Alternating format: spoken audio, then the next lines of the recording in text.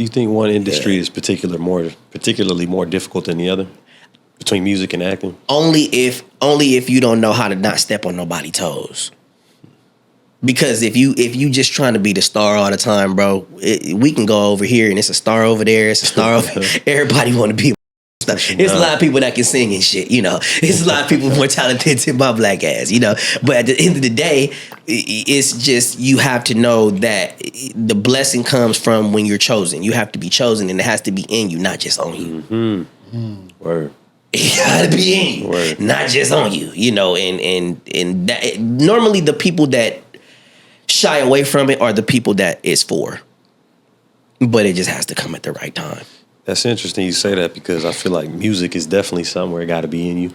Like I know people can learn how to sing, but it's some people that you'll never learn how to sing like them. Yeah. You could read as many books and take as many classes, and you'll never sound like that motherfucker. Right. You know what I'm saying? Right. So I don't know. I'm curious to see which industry is more difficult. And I think for different people, it's probably different answers. It just depends on what you're blessed with. Like if you're blessed to do both, if you're blessed to do both, then you're blessed to do both. It just depends on the individual. Like if they know how to act and sing, they know how to act and sing. 9 times out of 10, people just want to do something different. And when they, when they see somebody that's of influence do something that helps them mentally and it breaks them out of something to where they're now in a whole nother world, they're like, yo, you know what? Let me try this.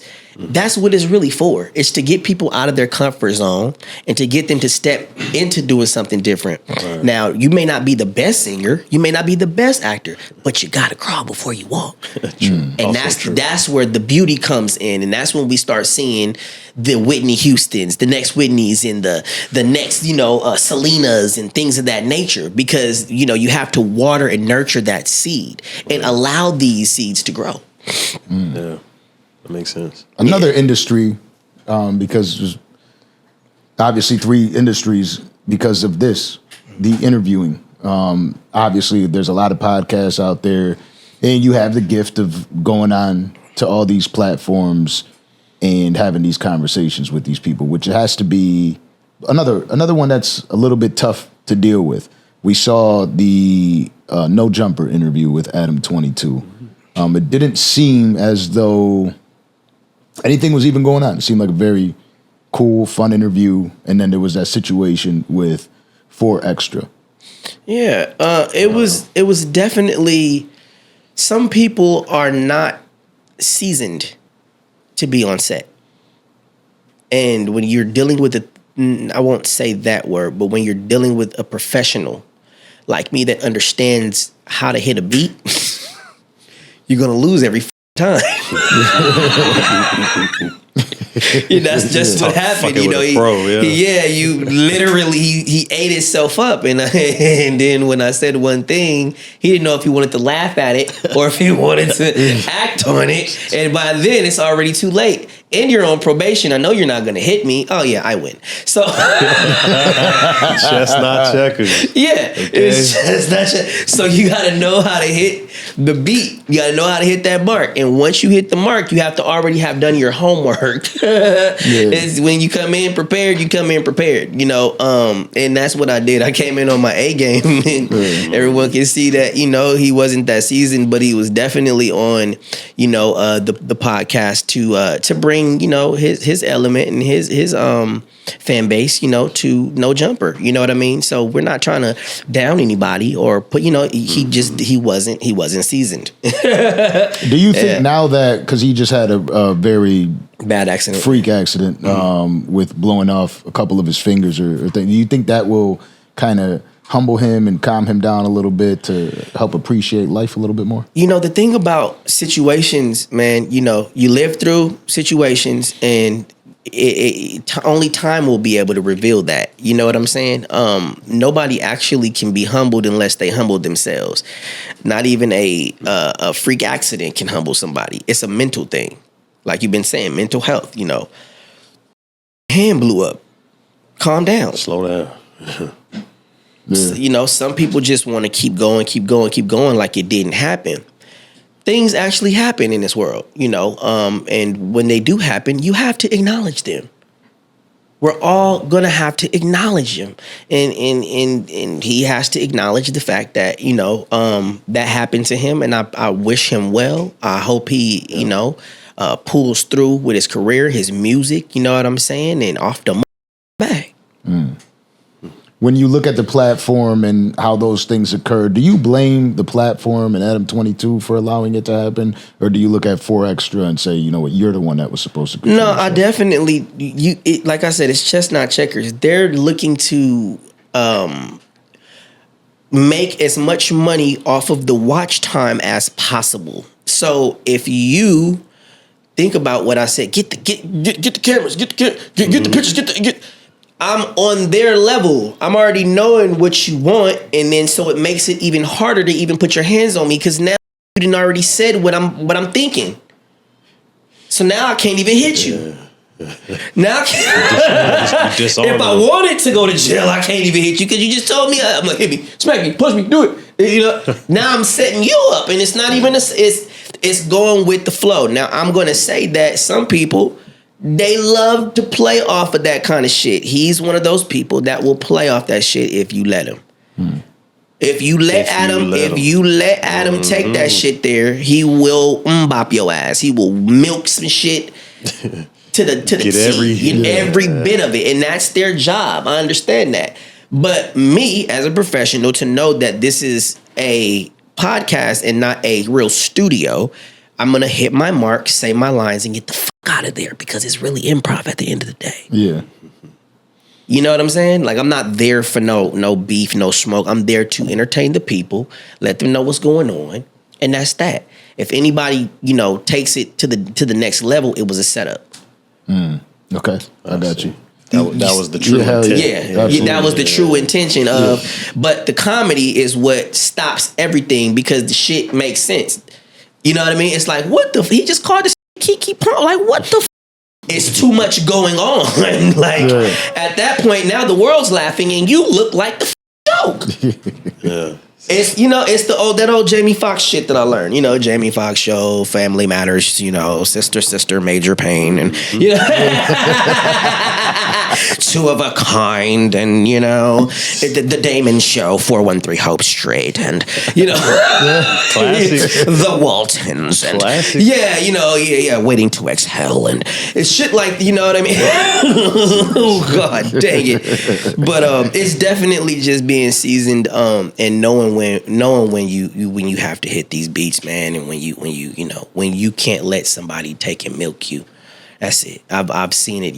Bow Wow said it too. Shaw made a great point. He was like, "Yo, man, what you think about Lane?" He's like, "I think they use him for clickbait," and a lot of people was trying. A lot of people really was trying. What do you think about what? He asked, what's his name? Shannon Sharp asked Shaw, like, "Yo, what do you think about Lando?" He's smart. No, he knows what he's doing. It's the first thing he said. He's smart. You know what he's doing. And a lot of people are hip to what I'm doing because they understand where I'm going when I say what I say. Yeah. No one has done it before, and now everybody wants to try to do it. And so that's where the confusion started coming in, and it's like, nah. Now the people are like, nah, you're not Orlando. Yeah, exactly. And so it has to be original. The originality of something definitely means something to the people. And so, when he asked, and he said I was smart, and I know what I'm doing, and I think that he's very, very smart himself, and I think that he knows what he's doing. Oh yeah. Not, y'all been around. Yeah. And it's, you would expect somebody that wasn't a rap game like Bow Wow to kind of take offense to it and lash out. Oh, I can't believe, because he's obviously denying the. Well, no, it's the fans and the people and his homeboys and you ain't gonna do nothing, man. You ain't gonna. And it's like, come on, bro. Like, it's not even like he's not on that. It's who you keep around you, man. The people that you keep around you. He got on there and he spoke like a man. He understands that it's a joke. He understands that, you know what I'm saying? Like he said, if I was in the room with that man, I'm not gonna be playing with no pussy jokes and shit like that. It's not that, but it's the elephant in the room. The whole time Little Bow Wow was at the BET Awards performing without Sierra, they were thinking about his bomb-ass pussy and where the f*** is Orlando Brown forever. And that's what I'm saying. It's forever shall it be. And so I may not play in the room, you see what I'm saying? And we respect, but it's my job. Yeah. Yeah, right. But we gonna fight over me doing my job and making a quick little joke. When he in the room, he a grown ass man. That's Bow Wow. But when we out and we doing business, and if I, you know what I mean, if I'm working with the man, let the crowd is the crowd, man. That's a grown man. He got kids, he got a wife. Man, let the joke be the joke. That's it. Yeah. And do you feel bad that people take it so far? Does it bother you at times? Nah, man. My grandfather's Richard Pryor. I can't just, comedy is comedy, and it has to be effortless. It's never intentional to say something funny, and it's your opinion. Mm. It's your opinion. You know what I'm saying? Yeah. And it's something that if it's something that you say off of the slick of your tongue, and somebody takes it out of context, and they're like, well, what the f*** did he say that for? Maybe it just wasn't for you. Yeah, how you took it. How you took it and how you approached it mentally wasn't for you. But if everybody and they mama over here is laughing, because it's some truth to every joke. Yeah.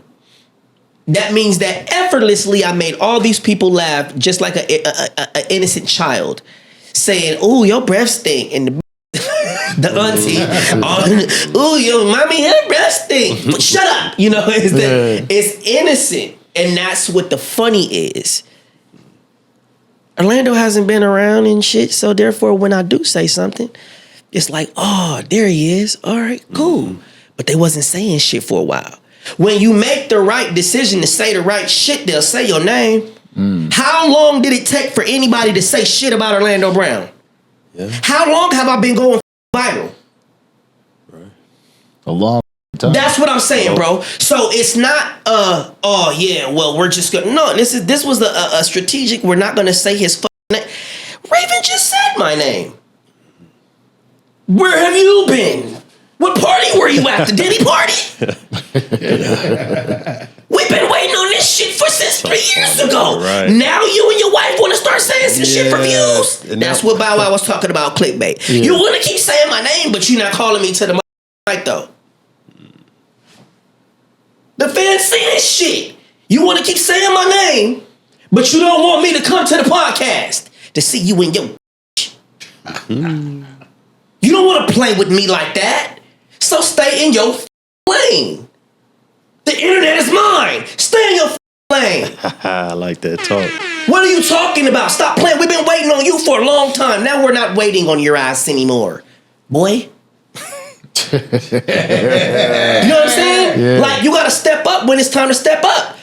You know what I mean? When I was sitting over there on Cam Capone couch crying, I miss my friend. The was laughing with a pound of pussy in her mouth. Like, what the is really going on, right?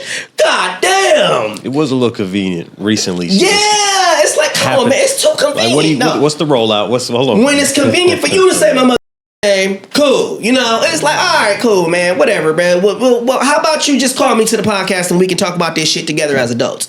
Don't keep saying my name and you ain't saying, you ain't doing shit about it. Right. That's what it is, and okay, so we can say his name because he's reaching numbers, but we gotta stay away from him though, because that's crazy. No, we done had that, we done had this, what is it? And I told you what it was, when you getting paper in a certain kind of way, man, people don't want you around if you're not playing how them certain folks play, man. Yeah. You know what I mean? And it's cool, I just realize what's going on. I see what's going on. Just like your platform, bro. Like, this shit is a beautiful outlet for everyone that has a way to get to you to speak the proper stuff. It can't be just, like you were saying in the car, oh yeah, well, this person knows this person and that person knows, and you should have me on your show. Bro, it's not about that. We're talking about things that actually have a story behind it. We're talking about things that have substance behind it. We're talking about things that actually make sense. So if you think I'm finna bring some of that ghetto shit over here to the Danza Project, that. No Crip Max, no 4 extras, no. No Omar Goodings, no. Yeah, that's the biggest gangster of the year right now. You know what I mean? Like, come on, yeah, that's Larry Hoover. And my thing is, I just know for a fact that some people just need to stay in their lane. And that's what it is, man. You cannot be doing no gangbanging shit and all of that shit. And it's a podcast. And, I mean, I'm not mad at Adam No Jumper. I just don't see where they're going with the gangbang shit. I'm not mad at Cam Capone. That's my name. I love him, but I just don't see where he's going with the gangbang shit. It's just, you guys are accumulating all this cash and you're getting money off this watch time, and it's time to do something different, just like Zeus. Word. It's time to do something different, man. Everybody has a podcast. Everybody wanted to be, but they're not you. They're not Cam. They're not these kind of people. They're not y'all, man. So y'all have a lot of power, man, to bless people. But it's just continue to be wise with who you bless to get behind your mic, bro. And that's part of the reason we've stayed independent for so long. I don't ever want, this is something that we were speaking about in the car earlier, which shout out to High Life Media. We got all the whole day filmed. But just to have the freedom to choose who I want to speak their story. It's not that their stories don't mean anything, because it may. However, reaching out to somebody and saying, hey, you need to have me on the show, I don't think that's the best way to approach anything. I don't think anybody, it'll never work in any scenario. Hey, you need to do this. It's like, all right, well, automatically I'm kind of thinking I might opt out.